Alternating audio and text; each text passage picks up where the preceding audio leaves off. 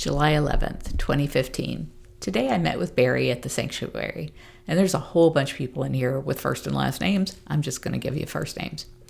We had been great friends in 6th through 9th grade at Florida College Academy, and he and his family had recently moved back to the Tampa area and came by the Citrus Park Church of Christ.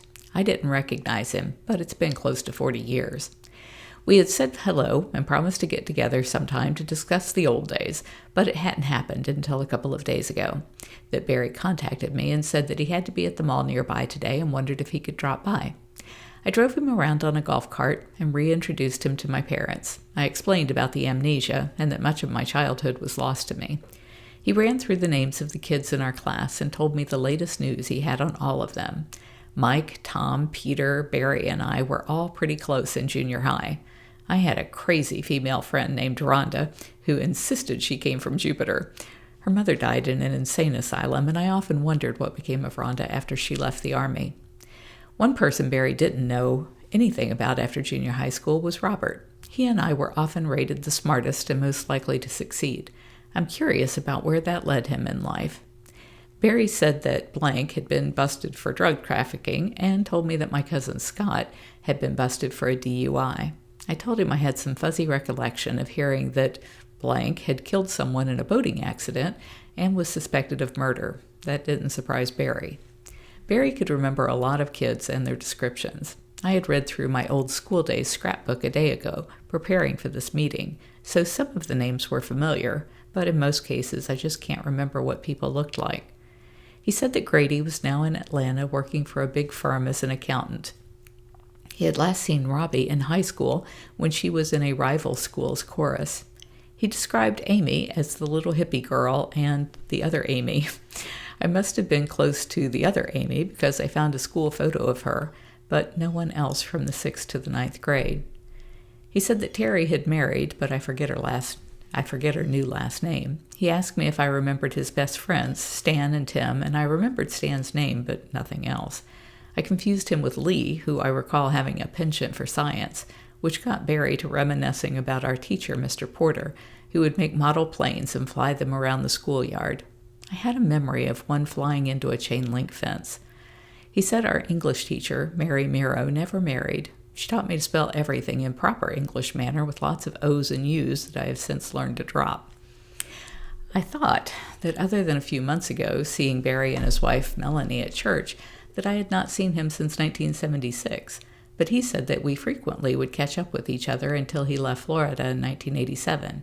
The first time was when I was working at the Zayre store in Town and Country for Mike Murdoch in the automotive department. He would come by and we would go for lunch or just to drive and talk. He said that Mike would act all jealous over it, but I'd do it anyway because Barry and I had always just been platonic friends. I don't remember any of those visits. My auto accident that resulted in amnesia must have been 1986 to 1987 because Jamie was living with her father and was in school in South Tampa. Barry said he kept up with me until about that same time.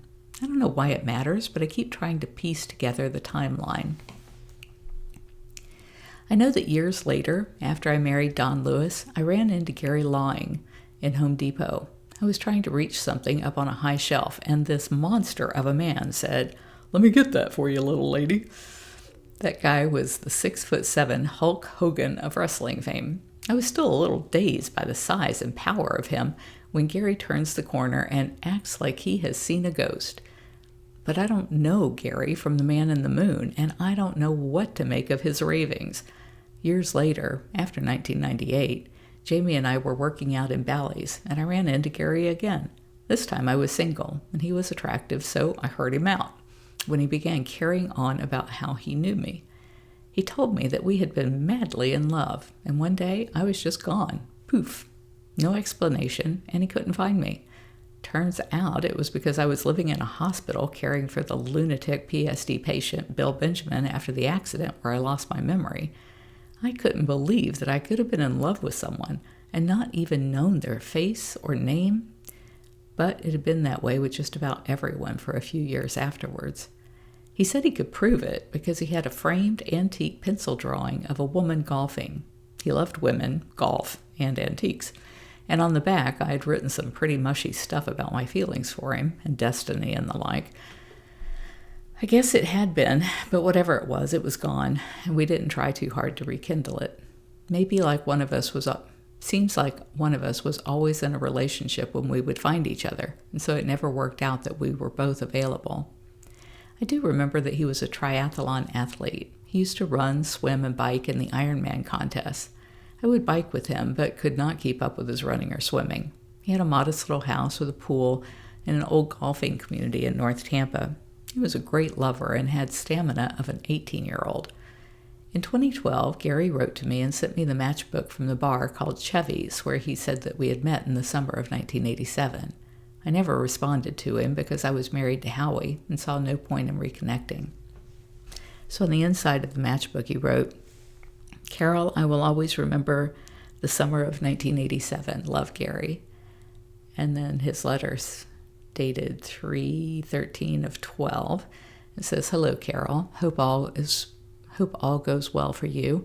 I was going through an old trunk yesterday and found this matchbook of Chevy's where I remember meeting you. I believe it was the summer of 1987, and I believe you were about 26, so thought you would like it to remember the fun we had together nearly 25 years ago. So if I am correct, that would make you now about 50, but I am not totally sure. I signed the matchbook on the inside for you. Take care. Love, Gary.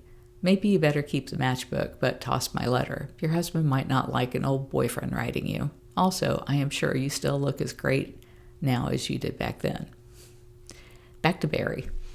He had married, moved to North Carolina, and had 2 children. His parents had died, and his wife's mother needed help. They moved back to Wesley Chapel, and here they are. His son works as a banker, and his 19-year-old daughter is going to college.